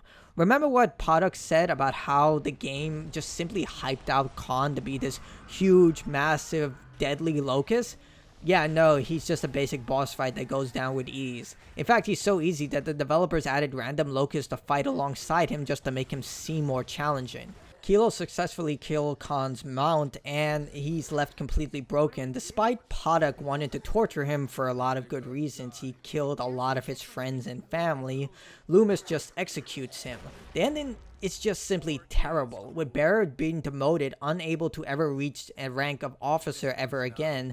Hence why Marcus was given the promotion in Gears 1 and not Baird, and they all walk into the sunset. I'm not joking, the city is in ruins, thousands are dead, and the Locusts have surrounded the entire city with huge amounts of foot soldiers. But no, they just casually walk away like they just won the war. Worst is that no one addresses that Loomis's stupid trial got dozens of elite Onyx soldiers killed and almost got them killed. So he was seen to be a mental colonel at the start, but then at the end of the game, they just understand that he was being a leader or what? I mean, this guy got so many people killed for this idiotic trial, and the ending just seems such a contradiction to other Gears of War games, compared to Gears of War 1, 2, and 3, which had these lukewarm endings, which were happy to a degree as the humans came out on top from the Locust, but at the same time carried a sense of dread and uncertainty, even Gears of War 3. But whatever. Thankfully, the Aftermath DLC is pretty good. Taking place when Cole, Baird, and Carmine go in search for reinforcements in Havo, they reunite with Paddock. Here he agrees to help them, stating he's part of a community of former COG and URL soldiers who want to live in peace and just don't take sides. No one cares what they did in the past, they just try and survive right now. But when heading to Paddock's camp, we find that the people have turned into lambent formers. Thankfully, some of Paddock's fellow survivors escaped and helped them escape the camp. Paddock takes them to a boat stuck on top of a building after it was carried by the massive tsunami following Jacinto's sinking, and now they have to decide how to get it down. Baird does make mention of Sophia, confirming she left the COG and joined Paddock, but he won't explain what happened until the job is done and they survive. Heading towards the building, Barrett's plan to destroy the building to bring the boat down fails. His backup plan is to collapse the roof by setting off gas explosions that works, sending the boat falling into the water. Barrett then tells Paddock that their plans to help stop the Locust and the Lambent once and for all, and hopes he would join them, but refuses, telling Barrett that Sophia was kidnapped and he was only able to kill one of them, which happened to be a former COG soldier, solidifying his hate for the COG. It's not made clear if Sophia died, but it's heavily hinted that she was killed by these soldiers. In the end credits, we see Cole and Barrett sharing a moment, with Cole seeing Barrett as a true leader, despite most of the previous games having the player control Cole when Marcus or Dom was not available. Just like Marcus and Dom, Baird and Cole have a brotherly bond where they depend and trust in each other without hesitation. While the Aftermath DLC was good for Gears of War Judgment, it remains the black sheep of the franchise because the game's unnecessary plot, random enemy placements that go against the established lore, and the over-reliance on Horde encounters. Not to mention the massive amounts of microtransactions for the multiplayer mode. If this was sold as a $15 DLC along with Aftermath, it would have been well received. But the fact they sold it as a fully featured game, yeah, it wasn't going to fly with the Gears of War community. Thankfully, Gears of War 4 was a surprising hit and brought the franchise back on a high note. Gears of War 4 takes place 25 years after Gears of War 3, with the COG reformed under the leadership of First Minister Jin, who commemorates the 25th anniversary of the humans' victory over the Locust and the Lambent.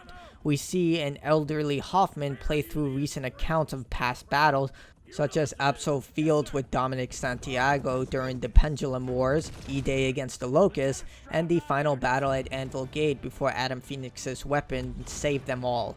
We also get a hint at the future with the Locust's skin beginning to harden before darting to the new characters Kate and JD. Kate is talking to her boyfriend JD about a caterpillar's life cycle, talking about how more foreshadowing is being established about the future of these games. JD is a defected COG soldier, and he's accompanied by his best friend Dell, who is also a defector of the COG army, along with Kate's uncle Oscar, who was a veteran COG soldier before he also left. They're about to storm a construction site for a COG settlement to obtain a fabricator, a device capable of creating equipment from massive amounts of electricity for their camp until a wind flare appears, which are powerful storms consisting of powerful winds and lightning. After it passes, they enter the settlement and attempt to avoid the automatic security robots called DBs. Unfortunately, due to Oscar shooting one of them, they all become hostile, and now they must fight their way to the fabricator. We learned through the COG settlement that they've been encouraging people to remain in COG-controlled settlements to protect people and keep the population stable, as they have not recovered from the millions of deaths during the Locust and Lambent War, encouraging people to have babies and making living outside COG settlements illegal, which doesn't stop people, and they're known as going outsider. They're successful, but Jin captures Oscar and accuses them of taking her people. Fortunately, an unknown friend helps them escape. Jin tracks JD and company to their camp, where Reina, Kate's mother, decides to use force against Jin, who also responds with lethal force. After defending themselves against Jin's DBs later that night, the settlement is attacked by monsters, with everyone being taken. Reina saves JD, Dell, and Kate by locking them in the barn. Reina tries to fight back, but is ultimately overpowered and taken by what it looks like to be a Locust, and Reina gripping her medal that looks very familiar to longtime fans. Dell calls them a swarm, and JD takes the crystal sample from the hand that Reina sliced off from one of her kidnappers. It's here that Dell recommends that JD asks a specific person for help, given his experience with the Locusts and what they're dealing with, to JD's annoyance. However, given Kate's situation, JD reluctantly agrees, and they decide to head home. Or at least JD's home. And we see that Marcus Fenix at last. JD is Anya and Marcus's son, but Anya dies, leaving Marcus to raise their kid. JD shows Marcus the crystal, who instantly recognizes it before Jin appears, demanding Marcus give up his son. She must have taken after the Loomis School of Leadership, demanding a father to give up his son. It's a brilliant plan. She exercises more brilliant forms of leadership by attacking Marcus's home with hordes of DBs, including a gunship. Poor Marcus, he ends up losing a lot because of the war. He lost Dom, Anya, and now loses Anya's home, along with the tomatoes grown from Dom's seeds. That honestly sucks, man. Marcus did so much to save humanity. Using a pair of bikes, the team avoids Jin and reaches an abandoned Osium mine, but also finds some answers. When reaching an old COG fortress, they find out that these creatures have been kidnapping Jin's people and putting them into pods, liquidating their biomass and turning them into one of them. We see this in graphic detail when one of the first evolutions of these creatures are shown, a creature known as a Juvie, which is the first stage of the swarm evolution. We then see that the creatures are crawling into what appears to be an emergence hole and evolving rapidly into massive creatures called drones, similar to the Locust drones. They're smarter, stronger, and can use weapons, making them much more of a formidable threat, confirming that they're kidnapping people, melting them down into biomass, and turning them into one of them. JD.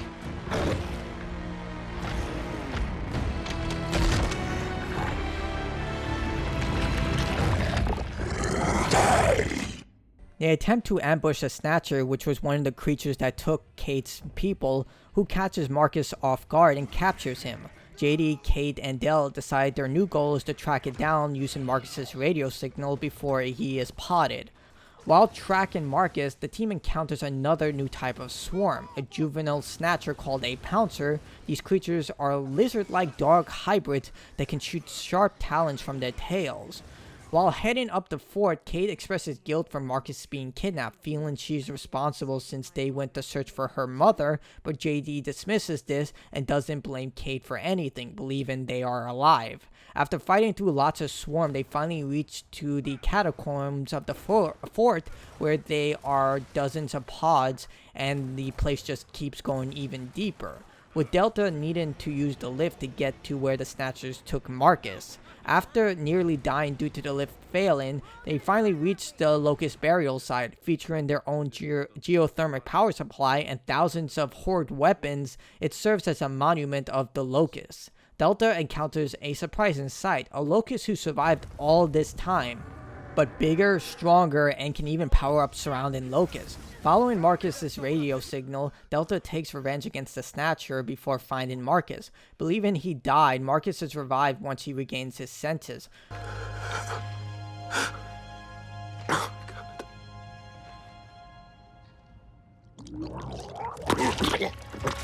Help me get his armor off!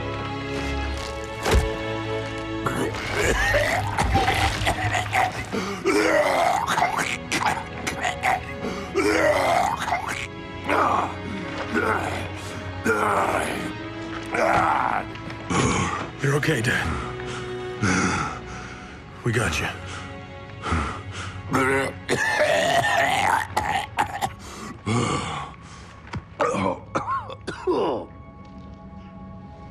Wow. You smell bad. James. In that pod. I was... Turns out the Locusts were never killed, just hibernating and evolving, and now have turned into a hive mind with collective consciousness. It's an advanced form of Mira's telepathy she used to communicate with her army, with every Locust now connected. Learning of Kate's mother's position, they decide to head out to locate her, but Marcus also learns that she's being treated special, not potted like the rest, and also confirms that all of Kate's people are now dead. Marcus shares what he knows about the swarm while being connected, confirming the large worms are called scions, who led the creation of the swarm after 25 years of hibernating and evolving. Since the Locusts are technically mutated humans, using humans melting their biomass and reforming them into swarm is kinda brilliant, but also horrifying. After finding their way through mountains of crystal and swarm to get out, JD and everyone decides to use the cables from the lift, detaching them, and basically creating a dynamic elevator as they shoot anything that could smash their bodies into pulp as the entire burial site collapses.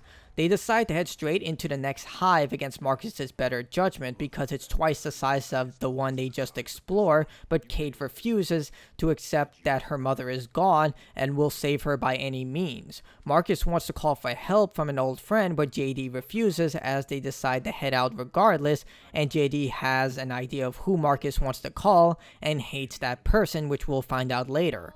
Marcus reveals that there are hundreds of locust burial sites, meaning the swarm is much larger than they can imagine, with pods also being planted in the open as we travel through the area.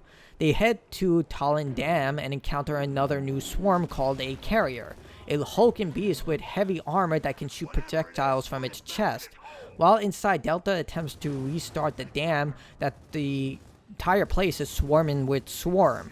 There are some interesting battles here, such as using loose belts from a conveyor belt from the dam as cover, but when they reach the entrance of the hive, Del and JD realize Marcus was right and they don't stand a chance, but Kate doesn't care, but is brought to her senses. JD gives in and decides to call in for help by Marcus's ally, and Kate is ready to return if that doesn't follow through, with Marcus agreeing to help her if it doesn't work. Delta then travels through the dam to locate an old communication tower. You can also find a hidden lab owned by Niles, which houses a paintball lancer, serving as a cool Easter egg and a hint for future events when it regards Niles. Everyone is worried that Marcus's ally may not pick up the phone, but Marcus reassures them, stating that he contacted his friend beforehand, asking him to wait for the call, and he's been sitting waiting for that call ever since. When attempting to leave the dam, Delta runs into the Locust that took Reyna, known as the Speaker, who also has a personal broom axe covered in crystals, now called a Swarm Axe. Using the generators and targeting the creature's swollen areas, the Speaker's final moments are eventually put to rest as Kate broadcasts a message to all the swarm telling that they are coming for them. Heading towards the antenna, Delta is intercepted by Jin, who indirectly confirms she knows all about the swarm and has been trying to keep their existence under wraps to avoid calamity. Which is stupid, and exactly what humanity did with the Locust. Look how that turned out. JD calls her out for this, and they need to work together against this enemy, not repeat what humans did when the Locust attacked, which is what Barrett said in Gears of War 3 in his collectible. But also, people are never exactly the most fun when it comes to working together, and they'll be more inclined to fight one another. So anyway, the DB that Jin was using is infected by a pouncer who hacks into the robot using his talons. When reaching the tower, Marcus makes the call and finds an old fabricator. That means another Horde battle, because those definitely didn't get old from Gears of War Judgment to Gears 4. I mean, seriously, how many times are going to repeat this thing?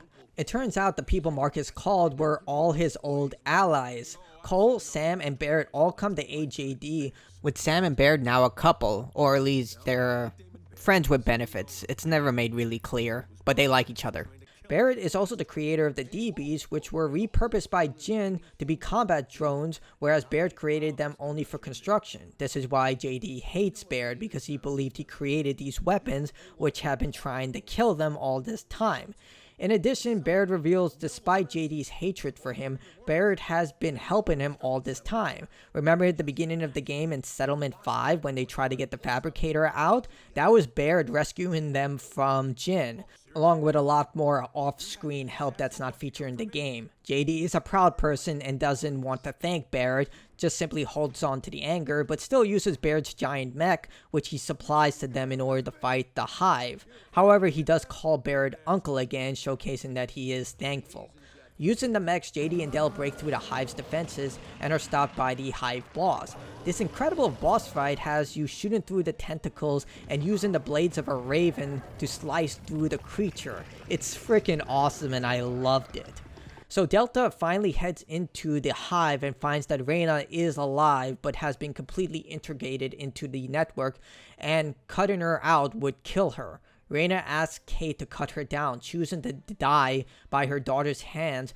We see that Reyna is gripping a Locust medallion, giving it to Kate as a final memento, with Kate noting that it belonged to her grandmother, confirming that she's related to Queen Mira. It's also during the post-credits scene that we see that not everyone within the village was killed. Oscar was able to cut his way out of the Snatcher and survive the events. Compared to Gears of War Judgment, Gears of War 4 was definitely a step in the right direction. It returns the game to its original control system, and the mechanics have been slightly adjusted to make it much more fluid. Gone are the random enemy placements, and the ability to carry two primary weapons along with one sidearm returns.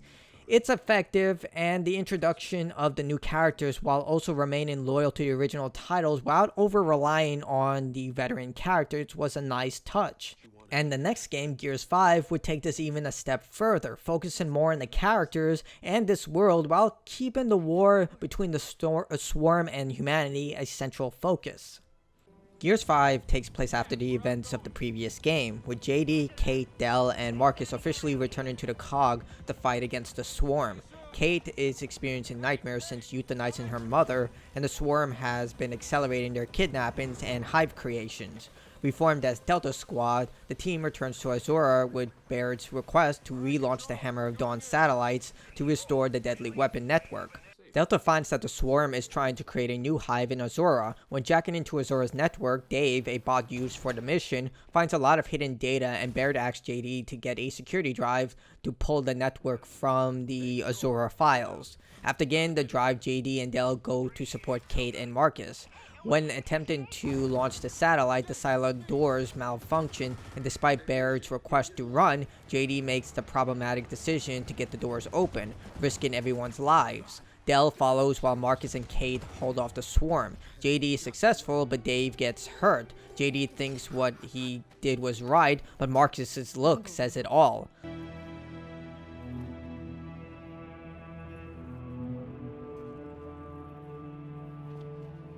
Sam, we're ready for extraction. Back at base, Marcus elaborates what JD did was wrong and wasn't necessary, but his own hubris that risked everyone's lives. JD takes it personal despite Marcus being right and lashes out at Kate. Kate sees that JD is just like Marcus, and if you've been watching this video until now, first, thank you so much. But Marcus acted the same way in the earlier games, but wisdom and experience along with losing so many friends and family has changed him, and it will do the same to JD. Baird is having little luck locating the other satellites, and while he can fire them, controlling them without the other satellites is near impossible. With their previous bot damaged, specifically David, Baird gives them access to an updated version of his boy Jack with unique updates not featured in any other bot, allowing Jack to play a more active role in combat like in Gears of War 3, but with a lot more powerful options than a simple taser. We also see that Baird has constructed an AI called Iris that has an affinity for sarcasm and acts a lot like Sam from Gears 3. Jin has locked Baird in his lab to create weapons for the war, so his vexation is warranted. But given the situation, it's probably for the best. But that's the cog is returning to its original form of self, control over everything, weapons, people, and society in general. We then are introduced to Foz, a cocky cog soldier always looking to prove himself and is jealous of JD. It's not really certain why he's jealous of JD, but he tries to fight JD, and it turns out badly for him. Fun working out for you. Try it again, Foz. Come on. Here's the thing, Foz. About to spar with him, but not beat you. It's against their programming, but explain your false confidence. Before cutting away to JD, Kate, and Del, we see Marcus and Jin in a meeting, and they are at a disagreement about bringing the hammer online. Marcus sees that it's necessary after fighting the swarm head-on, but Jin doesn't, with Jin trying to use Anya's wishes to leave it offline to manipulate Marcus. Anya was the one who reforged the coalition of ordered government after the Locust and Lambent War, and she also led the fertility program, which we know little about, which allowed Anya to give birth to JD and Jin to her son. Again, we know little about this program, but my guess is that it used questionable procedures judging from the language, but they drop it from there. JD enters and Jin is annoyed that JD launched the satellite without approval and decides not to bring the hammer online. During the meeting, Settlement 2 is under attack and Delta springs into action. Del is annoyed about coming back to Settlement 2, but we'll learn why later. Long story short, it involves protesters, a lot of violence, and yeah, it depends on which angle you look at it, but it was not pretty. They crash and they have to fight their way through Swarm to reach the civilians and Clayton Carmine, who is heading up the attack and the civilian evacuation. When regrouping, we learned that the protesters who were against the COG for their aggressive nature were shot by a team consisting of Del, Foz, and JD. Foz cares little about the people killed as they were acting violently, but Del believed that restraint was necessary. After saving the civilians, we're introduced to the latest Carmine, Lizzie, and a new swarm enemy type consisting of giant flying leeches that act like the Krill, but this time they can travel through light. The civilians are killed when evacuating, and we see that the leeches, called the Flock, can hack into COG DB similar to the talents used by the Pouncers in Gears of War 4. JD and Del meet up with Marcus and Kate inside a theater where they can see a COG version of Hamilton is playing and Jace has become an action movie star. We also find that the remaining civilians have been killed by a hacked DB. Delta makes it through the theater to find Cole and Foz, who are being chased by a Swarmax. Thanks to Cole's sick riding skills, they take down the Swarmax. Foz and Del get into another fight about the protest massacre, where Foz reveals JD is the one who ordered the attack against the protesters, who attacked first, but Kate and Del are looking at JD like he's a stranger. In all honesty, the protesters attacked them first, and JD acted accordingly, but I guess they should have used restraint. It's a very dubious topic, and I'd rather not get into it because, you know, everything that's going on in the real world right now. Everyone is attacked by swarm axes, with Lizzie getting trapped inside her APC and the remaining civilians in trouble. In another brilliant moment, JD decides to use the Hammer of Dawn despite Baird's concerns due to the lack of targeting data and the satellites to keep the beam under control, deciding to be a living beacon himself. Baird gives in as the situation is dire, and at first it's a success, but Baird warned that this wouldn't end well, and guess what happens? Without the other satellites, he couldn't control the beam, causing it to fire randomly. JD attempts to save everyone, but Lizzie is killed due to the door being stuck. Clayton may have escaped the Carmine curse, but Lizzie, well, she wasn't so lucky.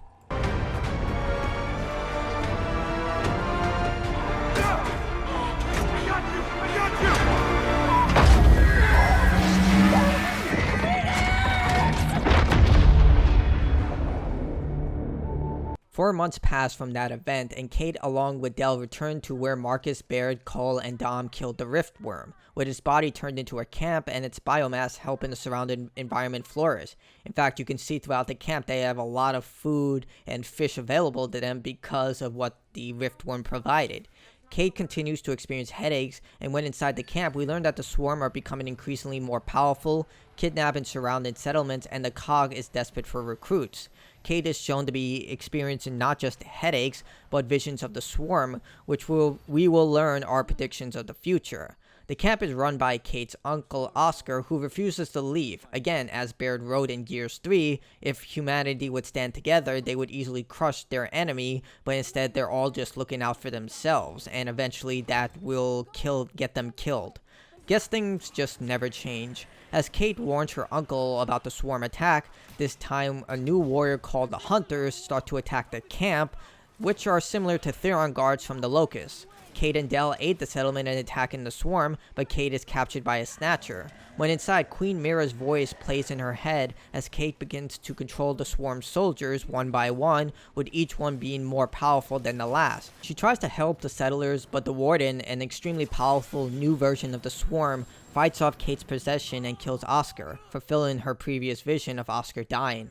Kate is saved by Marcus and finds Oscar dead. Kate is crippled, but JD, who survived the blast but suffers from permanent scarring, and Foz decide to move forward to bring the civilians back to a safe location. Kate refuses as she needs answers and goes AWOL with Del, with Marcus providing her directions to a hidden COG facility, New Hope, from Gears of War 2 that may give her answers that she needs. JD tells Del to watch Kate as he knows that's a Locust symbol, and while they love her, this may not be her choice, and what's happening to her may be devastating to humanity. This is where the game takes on a semi-open world direction, with optional locations and objectives that unlock new upgrades for Jack. While traveling, Del and Kate connect over their annoyance of JD and wonder how their close friend could change so much and become so cog. In their eyes, he's literally become a walk-in soldier for Jin, and it annoys the hell out of them instead of being the free spirit and individual thinker they thought he was. Marcus remains in contact with them to provide directions and make sure they're okay. We learn through the travelers that Oscar knew about them being of Locust origin, but not what it meant. Only a select few have seen Queen Mira's symbol after all. When exploring, you can find documents about the people from Oscar's camp who fled after harsh rules were implemented. Considering that Swarm activity was increasing during this time period, it was kinda necessary. Long story short, a woman named Lena fled from Oscar's camp and found a new home. Unfortunately, their home was raided by the Swarm and they attempted to escape. Eventually, she froze to death. It really sucks, but that's the reality of the situation. You have to face enemies and monsters outside, but if that doesn't get you, the environment will. So heading to the first facility, Kate has a vision of JD with the Swarm attempting to break her will by attacking her mentally and putting her closest friends against her. Even though she holds great resentment for JD, she still deeply cares for him. They're just having a rough patch right now. When inside New Hope, Marcus forgets that he blew the door with Dom, and the entrance has been collapsed ever since, forcing Kate to find another entrance, but warning her about the Sires. Del and Kate fight off a warden who are only present when forming a new hive. When inside, they find all of the security bots which have been put into this position in order to guard the facility by Jin have been turned into rejects, and they have to take down the rejects along with the remaining flock. Kate and Del find themselves in a prison, and Marcus tells them about Niles. They find the AI core and turn it back on to pull any files. They find stuff on Kadar right when the flock attacks, and Kate and Del are forced to flee. Baird finds out when Niles was shut down, a message was received for scientists from the lab to meet at a location. Del figures out that if they can track where the message was relayed, they could track the location. They find the location, but it's under a mountain of ice. Marcus informs them of an old mine that may have explosives, so they head there. This is also the place that a lot of people criticize my insane walkthrough for being misleading, using newly created YouTube accounts. I mean, seriously, all you have to do is click about and you can see when the account was created. Also, don't use stolen photos because you can literally just pop that into Google and you can find out where it is. But anyway, people kept accusing me that you couldn't shoot the ice with one shot with the Boltec. despite the fact you can.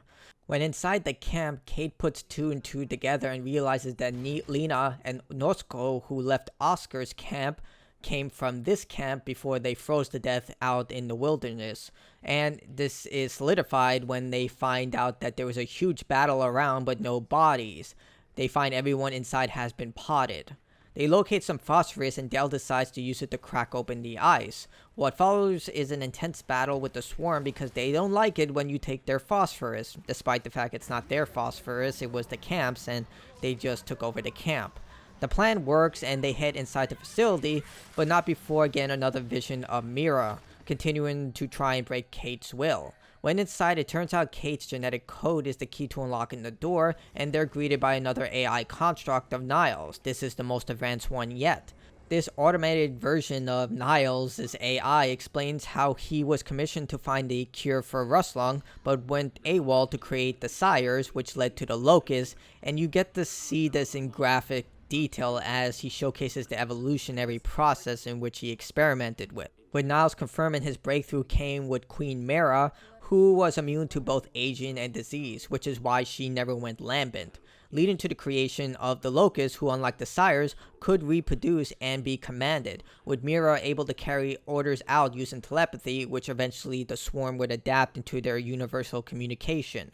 Dell takes the opportunity to download Niles' life work, with Kate finding Mira's file, finding out that Reyna was her daughter. The father successfully escaped the facility with Reyna, but Mira was told that she died by Niles, triggering Mira's hatred for humanity and giving her the motivation to escape, not to mention why she escalated to war with the first Locust War.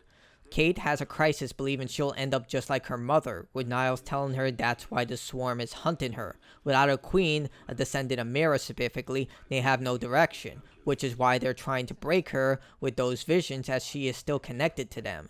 Kate demands Niles stop the vision by threatening his research, and he agrees. Kate and Dell are led by Niles to the operation room where they find the matriarch, the first female Locust, and a Berserker who gave birth to the first Locust, fashioned through Queen Mira to extend her communication with the Locust. Niles advises that they'll do the same procedure with Kate as they did with Queen Mira, but instead they will try to remove her link by doing a weak lobotomization, or a focus lobotomization, as Niles states. Which is dumb, because why would you ever trust this AI fashioned by Niles, who has zero sympathy or regret for his actions, which we've established have been monstrous? But Kate is desperate. As expected, the procedure doesn't help Kate, but instead aids the swarm, with the matriarch using Kate to wake up Reyna, who has become the swarm queen. Niles then betrays them and activates the facility's defenses. Kate and Dell, in a blind fury, chases Niles and finds the body of the real Niles, who killed everyone in the facility during the COG raid and when Mira staged her escape, which is why you see a bunch of Locusts attacking along with COG soldiers. In more bad news, the matriarch has escaped its container and proceeds to hunt them down. The matriarch knows that Kate threatens the entire existence of the swarm and decides to hunt them down by any means necessary, while Niles wakes up dormant Locusts and Sires to try and kill them as well. The matriarch cuts off Niles and kills him, but also exposes that she can't take cold temperatures. Using this, Dell and Kate try to kill it, while the matriarch attempts to use Kate's connection to the swarm to distract her. Unlike other berserkers, she can throw high-powered spikes and is much more resistant to damage with only one weak point. But she can also use telepathy to stun Kate, which is an added issue that you have to deal with. However, Kate and Dell come off superior and end up killing the matriarch. Dell and Kate leave with Baird and Marcus arriving thanks to Jack's tracking system, with all of them deciding they need the Hammer of Dawn to win this war, considering what Kate saw with the matriarch connecting her to the queen. Barrett has a plan, but it requires going to UIR territory, and in a rare moment of good fortune, Barrett has an ally there. After a few weeks, we see the return of Paddock, who is helping his people in the fight against the swarm. Turns out the UIR had a space program with the Hammer of Dawn satellites that weren't launched due to politics. It's here that we get a new upgrade for Jack, where Barrett figured out by flooding rejects with lots of voltage, you can cause them to turn against one another. It's crude, but it's effective. We also see that Baird is still hurting deeply for what happened with the hammer, but is trying to move past it. Paddock informs them that the swarm in the area have gotten smarter, with armor and more powerful weapons, complementing Kate's theory about their queen being back. When they're about to leave, JD and Foz show up out of the blue. Kate and Dell assume the worst, but JD and Foz are here to help after Marcus told them about what happened in Kadar, and JD along with Foz technically go AWOL to help them. Like the snow region, this is another semi-open area, but instead of snow, you have lots of red sand everywhere, with lots of optional areas and items to get for Jack. When heading into the rocket hangar, they find that the people in charge infected the system with a dangerous malware, and the rocket is separated into pieces. That just means one thing: a giant fetch quest. After a lot of fighting through the facility, and I mean a lot of fighting, Delta locates the satellites, but they still need the rocket. Paddock finds the rocket, but unfortunately it's past a giant wind flare, which on Insane is one of the most dangerous and annoying parts of Gears 5 because of the damn lightning strikes. Delta's luck remains true to form. They defeat all the swarm in the area and find the rocket. Hooray! But yeah, things do not go well when they decide to send it back to the hangar. But unfortunately the bridge is up, and Paddock's people left the area and didn't inform them that they were going to send a rocket careening towards their location. This forces Delta to rush back through the storm and fight tons of swarm before the rocket can ram into the raised bridge and explode. Next stop, the cosmonaut training facility, where Delta has to deal with the virus that locked the entire building down while the swarm attacks and a giant storm rages on. It's just like the Gears universe, for everything just trying to kill you, from the enemies that you're trying to defeat to the literal planet's natural storms. When inside the main training facility, Delta finds the beacon, but due to their weight can't carry them all, but they can carry one in order to calibrate the network. They return to home base, and Kate informs JD and Foz how the swarm has their queen, and that's why they're smarter and more equipped. Baird provides a new mod for Jack right when the swarm attacks. It's basically a floating barrier that reflects damage back to them. It's straight out of science fiction, which technically complements the game because it is science fiction. However, when bringing the beacons back to base, the swarm attack Paddock's men, who need Delta's help. They secure the beacons, and Baird returns to COG home base. With everything secured, Delta gets ready to construct a rocket, and more swarm attack. Del and Foz have a moment where Foz saves his life, and they have a true bromance moment, while everyone else is heading to the launch pad. They triggered the launch without any blast shields, which is just stupid because they didn't learn their lesson from the first time they did this. But they do it anyway, and when they're trying to flee, something big and dangerous starts to attack. A swarm kraken. The creature attempts to destroy the entire rocket, forcing Delta to try and hold it off till it launches. The first phase is just avoid being hit and shoot the weak points, while a bunch of flock come out of the creature's body. I mean, seriously, this is disgusting, awesome, and raises a lot of questions, like why doesn't the flock eat the creature from the inside? But I guess the telepathy keeps them from succumbing to their basic instincts. The second phase places you in front of the Kraken's face, which looks like a combination of the Graboids from Tremors and a T-Rex. Holding the creature off, the rocket begins its launch, and Delta escapes using the power of plot armor. During the final part of the scene, we get a glimpse at the Swarm's queen looking at the rocket's launch.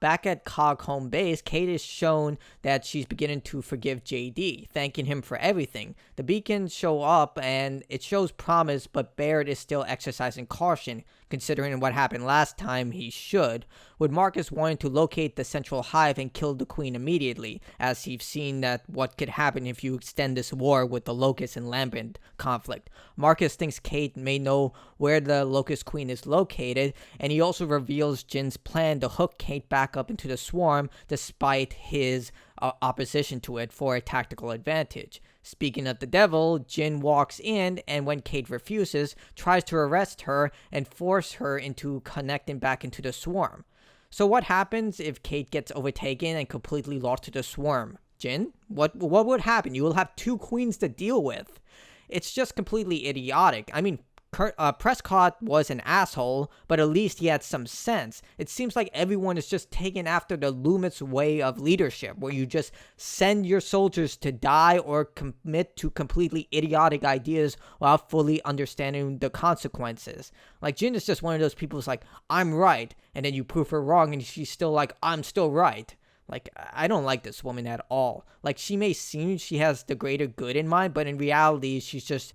On one hand, I do understand where Jin is coming from. Similar to how Marcus just wants to find the central hive and annihilate it, Jin wants to end this war as soon as possible because they've both lived through the Locust and Lambert conflict, and Jin and Marcus understand that humanity is on its last legs, even though it's not really shown. Humanity still hasn't recovered from the Locust and Lambert war, and their populations are dwindling.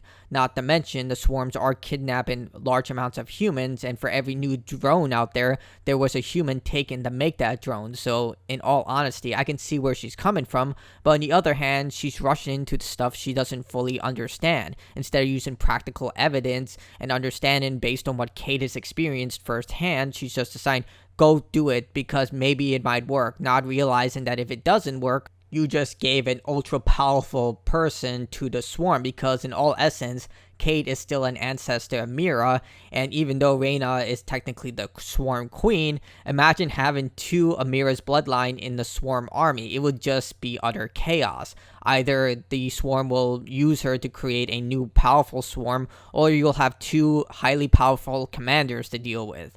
Either way, that will end very badly if Kate is overcome by the swarm's telepathy.